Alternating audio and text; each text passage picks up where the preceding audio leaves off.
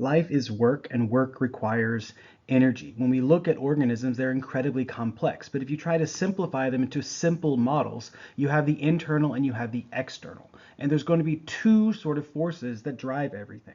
And the conservation of mass and energy ensures that an organism will inevitably affect the environment that surrounds it.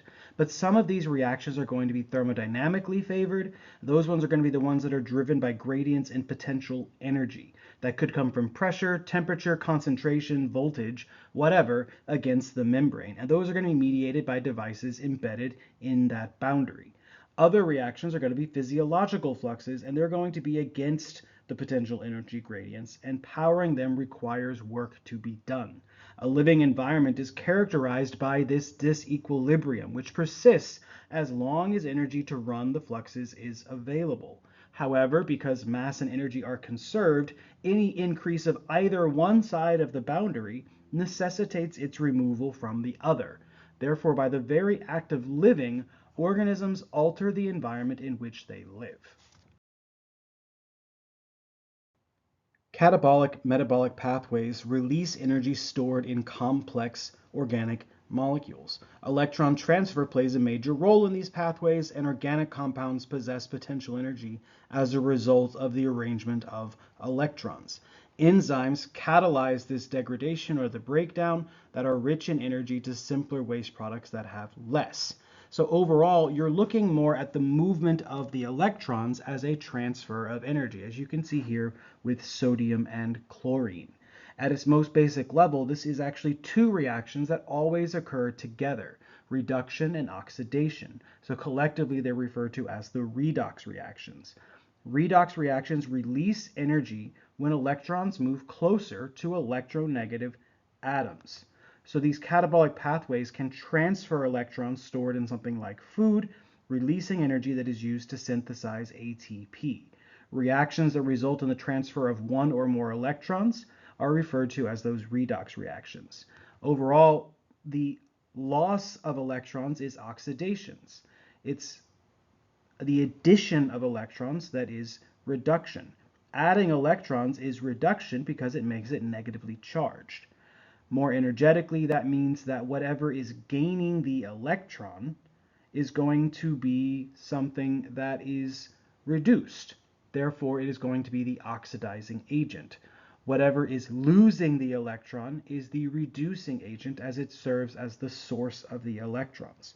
So again, redox reactions occur when the transfer of electrons occurs. The more electronegative the atom, basically, the more energy is required to take an electron away from it.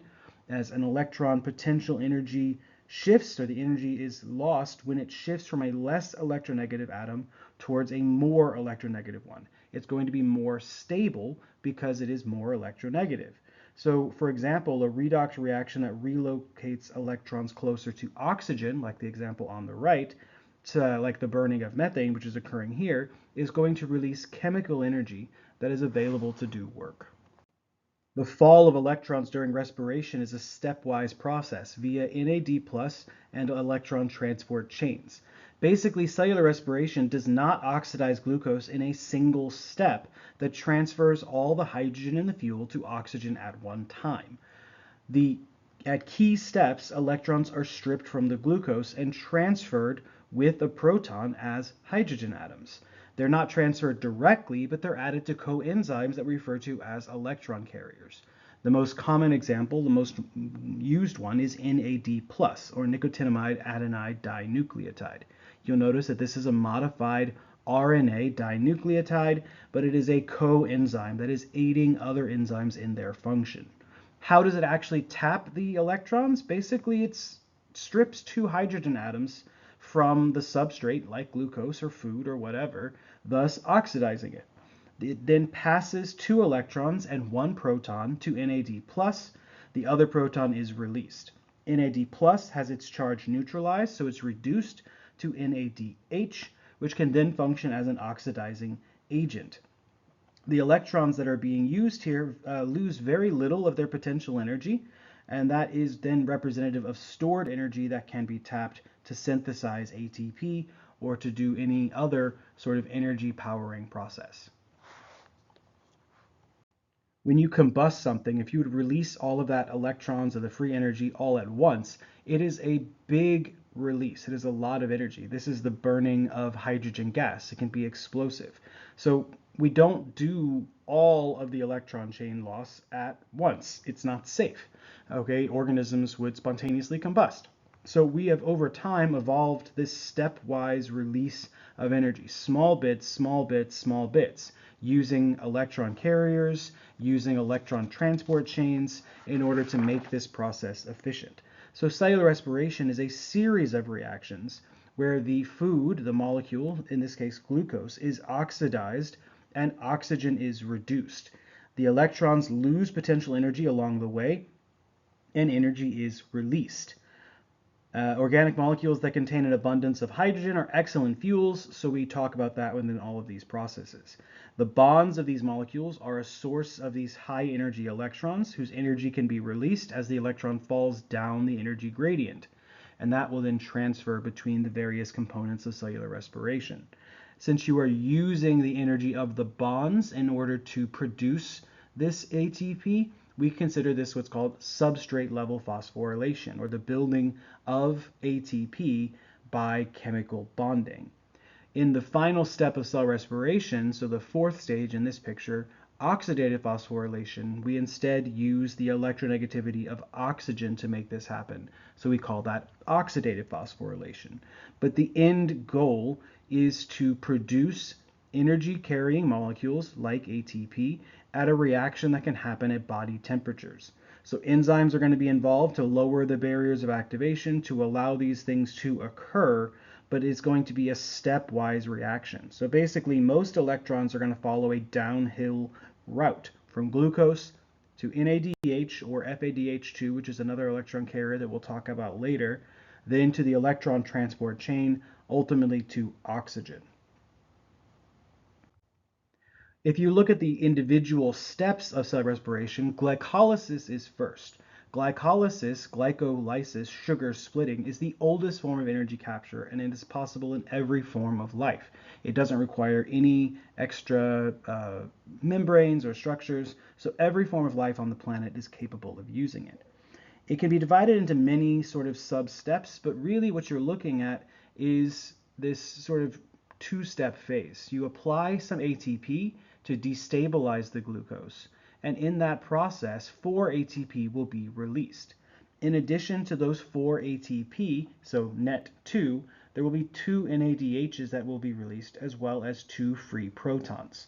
What's going to be left at this end process is 2 pyruvates. You took a 6-carbon glucose and you produced 2 3-carbon pyruvates. You broke a bond, hydrolysis, so water will be released, and they are now at a lower energy state, so that energy was captured as ATP. Now, most of the energy is still in the pyruvate, so it then continues on to the next step. Step 2 is what's called pyruvate oxidation. So more than 3/4 of the energy is still present in the pyruvate. If molecular oxygen is present, pyruvate will enter the mitochondrion, where enzymes will then allow its oxidation. So the enzymes will oxidize pyruvate from a 3-carbon to a 2-carbon acetyl. 1 CO2 will be released, and the difference in energy will be captured as NADH. A coenzyme is involved here, coenzyme A, which will then bind to acetyl-CoA. The acetate, the acetyl, combines with coenzyme to form a very reactive acetyl-CoA. Why do we care? Well, due to chemical nature of CoA, which is a sulfur-containing compound derived from vitamin B, it's going to be something that is going to yield lower energy products as it is highly exergonic. And it can then feed into the next step, the citric acid cycle. The citric acid cycle, also known as the Krebs cycle, is going to be the final stage where we are doing substrate level phosphorylation. The acetyl-CoA feeds its acetyl group into the citric acid cycle for further oxidation. So you'll notice by the end of this process, all of the CO2s that entered as sugar will be released. So it's going to oxidize organic fuel derived from pyruvate. The cycle generates 1 ATP per turn by substrate level phosphorylation, So most of the energy is going to be transferred to the electron carriers, NADH and FADH2. They'll then transfer high energy electrons to the electron transport chain, the next step. Now, overall, the citric acid cycle has 8 steps, each catalyzed by a specific reaction. You're not required to know, but it's called the citric acid cycle because the product is citrate after it binds. It's going to move through a cycle. For each acetyl group that enters the cycle, you're going to release 3 NADHs. For each acetyl group that enters the cycle, you're going to release 1 FADH2. In the cells of plants, bacteria, and some animal tissues, it's going to do this process to produce substrate level phosphorylation to form ATP. It can also be used to make other products like GTP. And so overall, we see this process. You're going to have redox reactions that are applied. NADH will be produced at each of these substeps. FADH2 is produced much later on as it has much lower potential energy, so it's a much lower quality product. But then the final stage will be to regenerate the oxaloacetate, which is where this process began, which is what makes it a cycle. So overall, only 4 of the ATP that are produced in cell respiration have been made at this point. It is by substrate level phosphorylation, 2 from glycolysis net, 1 from each pyruvate, so 2 there. The NADH and FADH2 products account for most of the energy that's extracted from glucose. These reduced coenzymes link the processes, but ultimately they end up here at the electron transport chain. It's a collection of molecules embedded in the cristae, the folds of the mitochondrion. In prokaryotes, the electron transport chain is located in the plasma membrane, and the folding of the cristae increases surface area, providing space for the reactions. Most of the components are proteins that exist in multi-protein complexes numbered 1 through 4. Overall, though, we see that 1, 3, and 4 are all going to be parts that are going to be proton pumps. So as the electrons are dropped off, they power the proton pumps, and you're going to build a proton gradient. We can then measure that with something like pH, and that is going to create a differential. That gradient is what we're trying to produce because the gradient forms potential energy products. This, however, is a stepwise reaction, just like all of these other components are. You go from the NADH, which is the least electronegative, and you have oxygen at the end of this product, which is the most electronegative. Electrons are dropped in, and it goes step by step by step, allowing the energy to be harnessed to power that proton gradient production. The last on the chain, the cytochrome alpha 3, will pass its electrons to oxygen, which is very electronegative. Each oxygen will also pick up some hydrogen ions from the aqueous solution to form water, and we'll go from there. Now, FADH2 is a lower energy product. It will enter at a lower stage, but it still will contribute some to this process. Overall, each NADH provides enough energy to make about 2.5 ATP, whereas each FADH will produce about 1.5 ATP. So we see overall that that's going to be what powers most of this process. What's really making it happen is oxygen. So at the end of that chain, there is a protein complex called ATP synthase that actually makes ATP from ADP and inorganic phosphates. This is not an active system. This is a passive system, and we refer to it as chemiosmosis. Enzymes that process this structure, they do not require ATP to be spent to produce ATP. What instead is occurring here is a passive flow of protons. You built a large proton gradient in the dark orange section inside the fold of the cristae. That is going to make a gradient of protons. The protons will then only have this one structure to flow through, and it's going to work like a water wheel. It's going to work like a rotor turning this process. We call it a proton motive force. The force drives the protons back across the membrane through this specific channel. So it's an energy coupling mechanism that uses the energy stored in the form of H+ across the membrane to drive cellular work. Where did this come from? The electron transport chain. Ultimately, what does it do? Produces the bulk of the ATP. Since the gradient was formed because of oxygen, we call it oxidative phosphorylation. In mitochondria, the energy produced from that exergonic reaction is the work performed. In prokaryotes, they're going to generate this gradient across their plasma membrane instead and use it not only to generate ATP, but also to pump nutrients and waste products across. The rotation for something like the rotation of their flagella, for example, which is going to need energy, protons are needed for that too. So different structures have evolved in different types of organisms, but it all involves this passive chemiosmotic flow of protons and a proton motive force. Literally, the movement of protons creates the force needed. So like I said before, most of the energy flows from glucose to the electron carriers to the electron transport chain to a proton motive force to ATP. 4 ATP molecules are produced by substrate phosphorylation during glycolysis and the citric acid cycle. The remaining are going to be produced from the oxidative phosphorylation. The exact number is going to depend upon how many protons are actually available, and since mitochondrions use protons for lots of things, it can be more of a range. So all of it was used to produce ATP. You could produce somewhere between 30 and 32 maximum. Typically, it's going to be significantly less due to the loss of functionality. Complete oxidation of glucose releases about 686 kilocalories. Phosphorylation of ADP to ATP requires about 7.3 kilocalories. So if you really were to do sort of an overall efficiency, we got about 34% efficient. The actual percentage is probably higher because the delta G is lower. So the rest of that stored energy is going to be lost as heat or to maintain body temperature and a wide variety of processes. So while 34% doesn't sound super efficient, it actually fairly much is.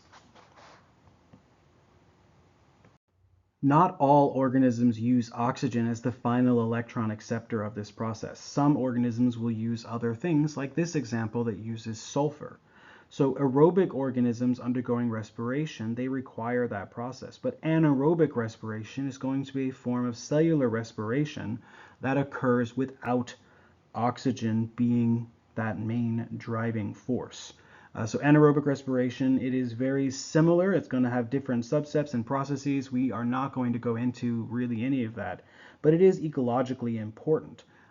The aerobic respiration is the use of nitrate as a terminal electron acceptor. That's going to be the way that bacteria fix nitrogen.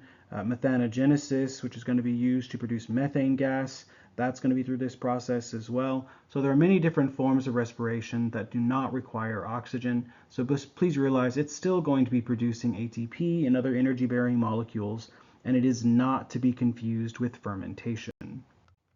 Fermentation is different. Fermentation and anaerobic respiration, they both allow for this process to produce ATP without the use of oxygen. But fermentation is much more limited. Fermentation is using something other than electrochemical gradients. They use substrate level phosphorylation only to produce ATP. The electron acceptor, NAD+, is going to be regenerated from NADH, allowing glycolysis to continue. And while there are dozens to maybe hundreds of fermentation pathways, you are only expected to be familiar with 2 of them. In alcohol fermentation, pyruvate is converted to ethanol in 2 steps. The 2-carbon compound acetaldehyde is produced after the removal of a CO2. Acetaldehyde is reduced to ethanol, and that is going to regenerate the supply of NAD+ to allow glycolysis to continue. This one occurs in bacteria, certain yeast, that kind of thing, brewing and baking. Other bacteria and organisms like us, for example, and fungi use lactic acid fermentation. So human muscle cells, for example, can switch from aerobic respiration to lactic acid fermentation to generate ATP when O2 is scarce. The waste product here is lactate, which was previously thought to cause muscle fatigue and pain, but research indicates that instead it is increased levels of potassium ions that are to blame. Lactate actually turns out to enhance muscle performance. Excess lactate is gradually carried away to the liver, where it's converted back to pyruvate. Because in lactic acid fermentation, you turned a 3-carbon 6 carbon into a 3 carbon through glycolysis, just like normal, and then that 3 carbon remained a 3 carbon, just a different form, lactate. So lactate is reversible back to pyruvate. It will lose some of its potential energy. It is less efficient, but it is a reversible process, unlike with alcohol fermentation, which is not. Overall, we see that these catabolic processes are just one half of the picture. When you break carbohydrates down, fats down, proteins down, you produce energy. Now, not all molecules will enter every single step. We talked about cellular respiration with carbohydrates because sugars go through all of the stages, whereas a protein, for example, might enter as an acetyl group or might go directly into some other cycle like urea.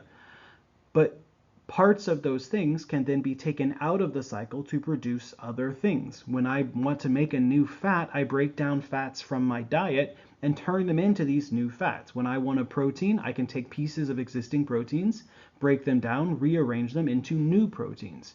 So the anabolic process is just the other half of the catabolic process. But this is also one reason why the exact amount of ATP is hard to predict. It really depends upon the amount of those precursor molecules that are being pulled to make other things.